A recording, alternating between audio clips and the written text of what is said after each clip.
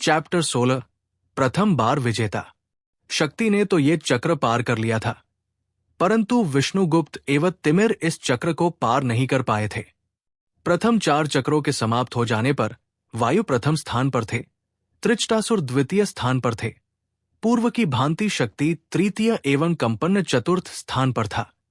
कंपन का यहां आना आश्चर्यचकित करने वाला था, क्योंकि खेल के प्रथम चरण में वो अंतिम स्थान पर था। खेल का अगला चक्र स्पष्ट था, प्रथम 2 एवं अंतिम 2 का द्वंद्व होना था। उसी के पश्चात अंतिम 2 प्रतिभागी मिलने थे, जिससे विजेता का मार्ग सुनिश्चित होना था। यदि वायु इस चक्र में पराजित हो जाते हैं तो एक नया विजेता मिलना निश्चित था, क्योंकि अन्य 3 प्रथम बार इस खेल को खेल रहे थे। सभी के पास 2 विकल्प थे, या तो वो शक्ति एवं कंपन का द्वंद्व देख सकते थे या वायुदेव और त्रिचटासुर का। शिव ने प्रथम विकल्प चुना था। वो तो बस शक्ति को देखना चाहता था। परिस्थितियां परिवर्तित हो चुकी थी। वो ग्रास के मैदान में थे। ये छोटी थी, पैरों के पंजे ही इससे ढक पा रहे थे। इसका स्पर्श पैरों में अनुभव किया जा सकता था। त्रिचटासुर एक महान असुर था। उसका मन वायु से युद्ध करने का था और उसे ये अवसर मिल गया था। शक्ति के लिए ये नया अनुभव था। कभी किसी राक्षस को उसने प्रत्यक्ष नहीं देखा था। वो विचित्र था। उसके शरीर के कोई भी अंग समानार्थी नहीं थे। एक हाथ छोटा, एक बड़ा था। एक पांव भी दूसरे से छोटा था। उसकी दोनों आंखें लाल वर्ण की थी। उसके कान सामान्य से लंबे थे एवं तीकोने थे। वो स्वयं हरे वर्ण का था। उसकी दृष्टि शक्ति पर थी। शक्ति ने खेल में आने से पूर्व सभी प्रतिभागियों के बारे में संक्षिप्त ज्ञान प्राप्त कर लिया था। वो जानती थी कि कंपन्न एक शक्तिशाली योद्धा है। उसके शरीर की बनावट से उसका आकलन करना मूर्खता है। इसलिए उसे अपने हाथों में एक तलवार और एक ढाल उत्पन्न की। वो कंपन की प्रारंभिक क्षमता को देखना चाहती थी। जैसा कि विदित था, कंपन्न एक असाधारण योद्धा था। उसने सभी चक्र पार करके अपनी क्षमता का परिचय दे दिया था। उसने सभी चक्रों में अपने युद्ध कौशल एवं अपने मानसिक रूप से दृढ़ होने का प्रमाण रख दिया था। अंतिम चक्र में मेष का रूप धारण किए हुए पूरी सेना को उसने अपने वरदान से परास्त कर दिया था। इस चक्र को उसने सबसे पहले पूर्ण किया था। उसने अपने हाथ से एक चुटकी बजाई। ये एक साधारण चुटकी थी, परंतु इससे एक विशाल कंपन उत्पन्न हुआ। एक वृत्ताकार तरंग शक्ति की ओर गतिशील हुई। ग्रास में इन तरंगों से उत्पन्न प्रभाव को देखा जा सकता था। इस कंपन का प्रभाव इतना प्रभावी होगा, इसका अनुमान शक्ति को भी नहीं था। परिणाम यह हुआ कि उसके हाथों से तलवार एवं ढाल दोनों ही छूटकर भूमि पर गिर गई और वो स्वयं भी अपने स्थान से विस्थापित हो गई। उसने अपने शरीर का संतुलन अभी भी बनाया हुआ था। शक्ति ने अनेक प्रकार के शस्त्रों व अस्त्रों की सहायता से कुंपन्न से युद्ध किया, परंतु वह एक कुशल योद्धा था, जो कि बिना वार के ही शत्रु को अधिक हानि पहुंचा सकता था। उसके द्वारा उत्पन्न किए गए कंपन से शक्ति के कई शस्त्र खंडित हो गए थे। न तो वो किसी गदा से पराजित हो पा रहा था, न ही शक्ति के बाण उस तक पहुंच रहे थे। शक्ति को आभास हो गया था कि पौराणिक शास्त्रों की सहायता से कंपन से युद्ध नहीं किया जा सकता था, क्योंकि जितना बड़ा आकार शस्त्र का होगा वो कंपन से उतना ही अधिक प्रभावित होगा। शारीरिक रूप से किसी भी प्रकार के परिवर्तन की आवश्यकता कम थी। केवल कंपन से युद्ध का मार्ग ढूंढना था। शक्ति ने अपने हाथ में एक चक्र उत्पन्न किया। यह विष्णु का प्रसिद्ध अस्त्र था। उसने अपनी प्राचीन पुस्तकों में पढ़ा था कि किस प्रकार विष्णु अपने चक्र की सहायता से शत्रुओं का संहार करते थे। सभ्यताओं को संकट में डालने वाले एवं निर्दोषों की हत्या करने वाले कई दुराचारियों को विष्णु ने अपने चक्र से खंडित कर दिया था। ये चक्र विष्णु के चक्र के समान नहीं था। शक्ति ने प्रजापत नगर में स्थित विष्णु की जो मूर्ति देखी, उसी में उसने ये चक्र देखा था। जैसे कई सारे पंखों को एक के ऊपर एक वृत्ताकार रखा गया हो। शक्ति ने चक्र को कंपन की ओर फेंका। ये तीव्र गति से घूर्णन करता हुआ कंपन की ओर बढ़ा। कंपन ने पूर्व की भांति चुटकी बजाई।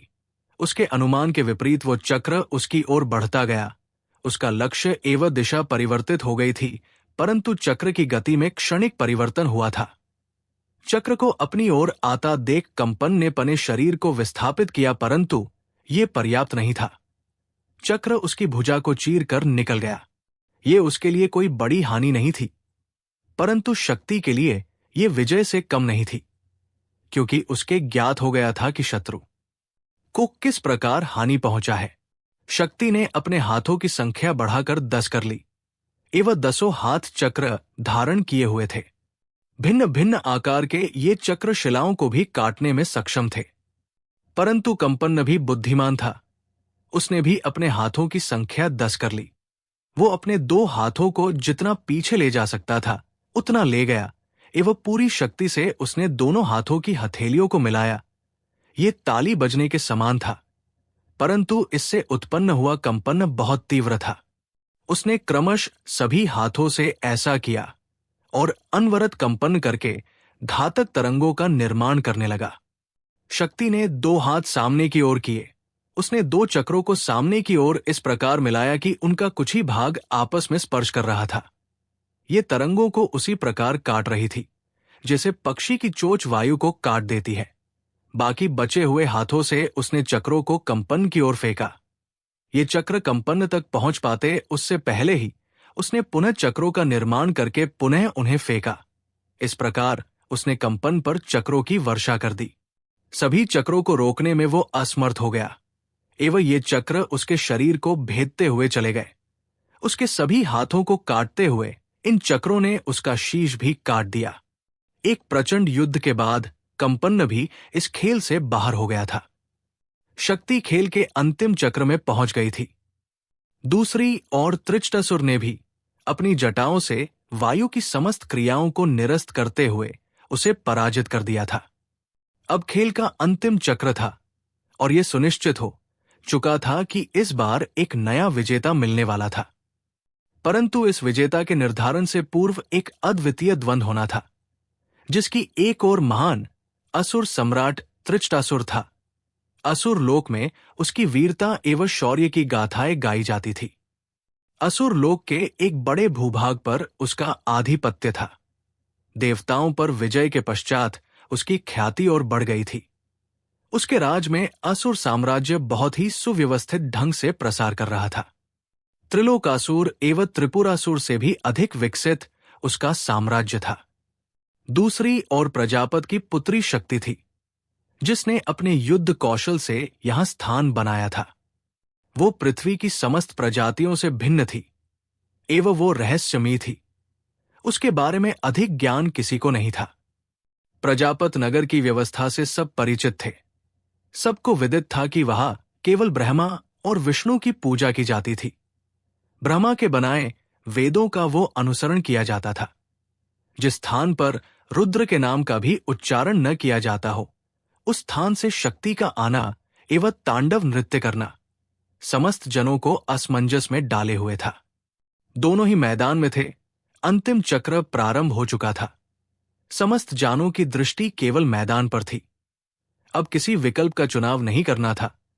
अंतिम 2 प्रतिभागी उनके सामने थे। शिव पूर्णतया खेल में डूब चुका था।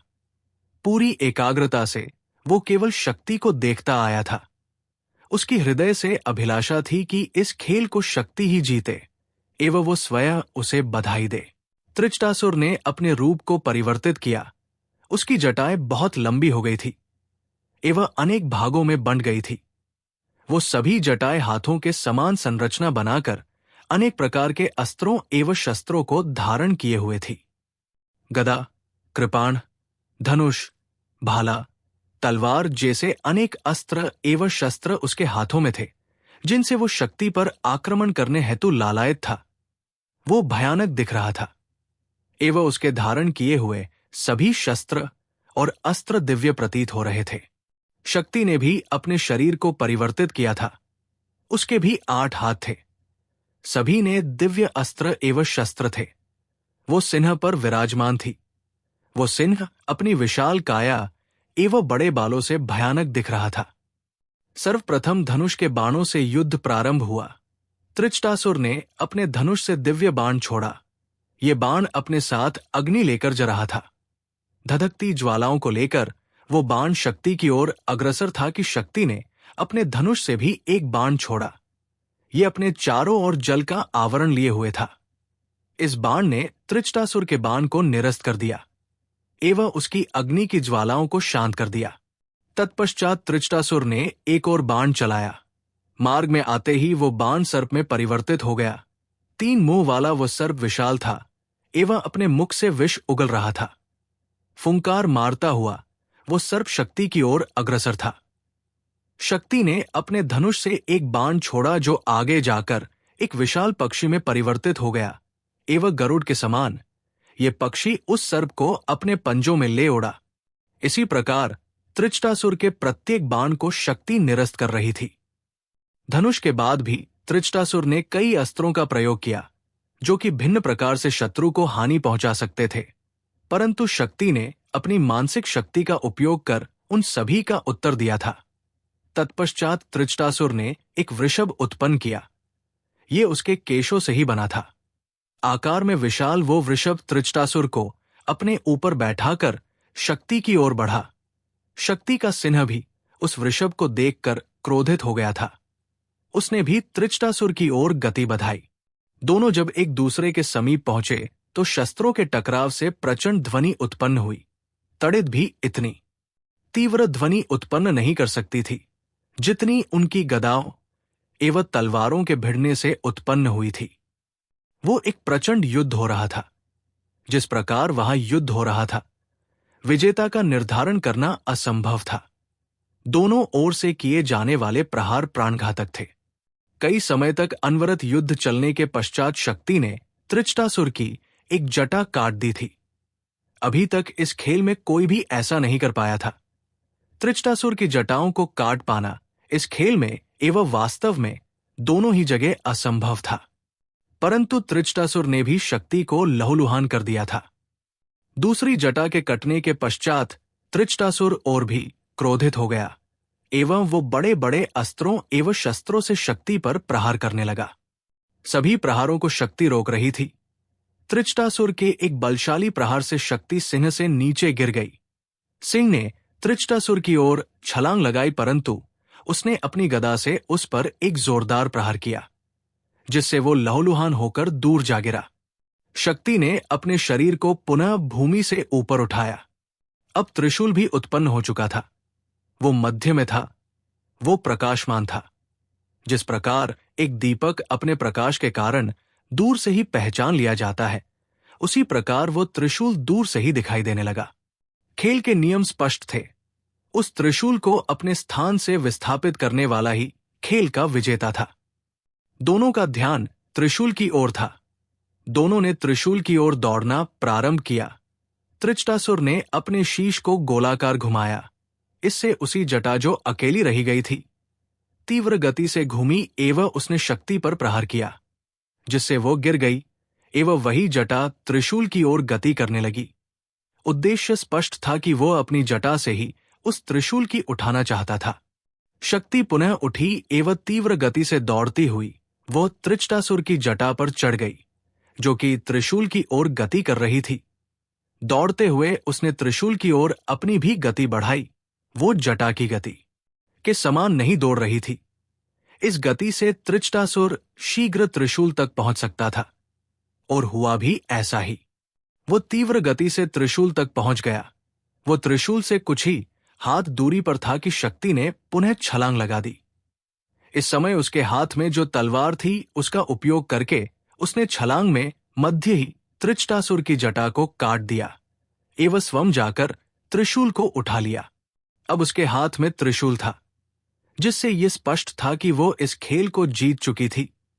इस खेल को एक विजेता मिल गया था, जिसने प्रथम बार इसमें विजय प्राप्त की थी।